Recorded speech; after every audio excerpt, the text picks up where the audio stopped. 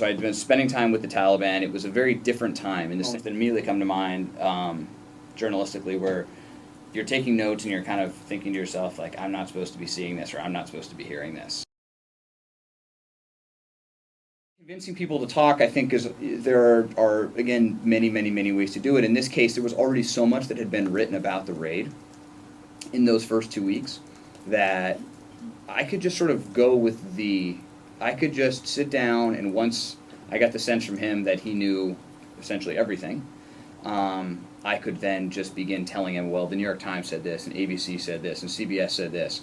And we just kind of almost fact-checked what was already out there. And so he didn't feel, I don't think that he felt like he was necessarily divulging classified information as much as he was just correcting the record. My father's a Marine general, and he used to always give us this saying when we were growing up that it doesn't make sense to wrestle with a pig. You both get muddy, and the pig likes it. And that was the sort of, and that was the rationale. Like, all these people thought that it would be, you could tell that people kind of wanted me to rise to the bait, and then for us to then have this source conversation in public. And as I'm sure you all have discussed many times, I mean, protecting your sources is paramount. So if you want to understand Islam in Pakistan, that it was going to these Sufi festivals.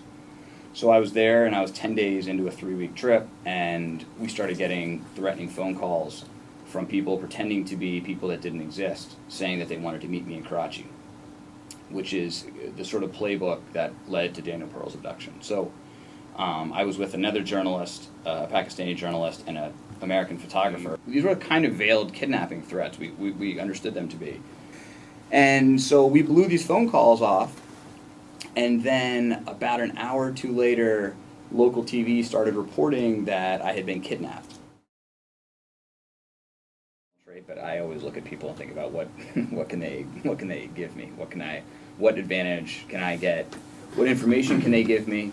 And or what could this contact potentially bear out down the line? So I think that it's in all kind of human interactions and calculations. And whether it comes off as sounding cold, I just think that that's kind of the reality, particularly when you're in Pakistan or in any other place that you're trying to. I mean, a lot of the stories that I'm looking at are trying to find people that you're trying to find personal relationships with people who can take you 1 or 2 or 3 or 4 notches below the headlines. And so I would never have gotten the SEAL story if I hadn't been friends with this guy for 4 years. What you also do in the process is that rarely are the people that are involved in these stories and cases, rarely do they know everything in the beginning. So you're telling the story, you're letting the reader discover things at the end, so there's a reason for them to read all 9,000 words. But you're also sort of giving a pretty accurate depiction of how it actually occurred, because not everyone that you're describing in paragraph 1 knew everything that you're going to later describe in the story. So people are learning, the characters are learning along the way, and the readers are learning along the way.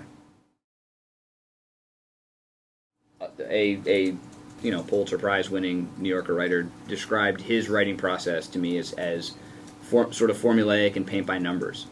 It doesn't diminish the greatness of what he does. He just knows that, he said to me, he said, I realized at one point that every story, I had written like 4 straight stories, and all of them started with a home invasion. And so something works, and you just go with it. And so I think that, but it gets back also to the chronology thing. Yeah, after that first opening scene that gets you in and lets you see the character in action, then you kind of just go through and you just move with the character from the beginning, and you let their own life momentum tell the story for you. You don't want to file anything that doesn't feel ready to go. But if you feel like you're waiting just for small details that would be great to get, but there's something else that's out there, then A, you just file it, and B, you make it very clear to your editor that you think there's something else that's brewing at a rival competitor, and it oftentimes also helps. The Bin Laden story, I'd gotten a cryptic email from a friend of mine who worked at the New York Times, saying something like, I heard you're working on a big piece, and I sure hope I'm on vacation when the story hits. And we showed that email to every editor at the New Yorker, trying to figure out exactly what it meant. Were they working on something else? You know, and so that actually really helped my story get published right away, because there was a concern that the New York Times was working on something else.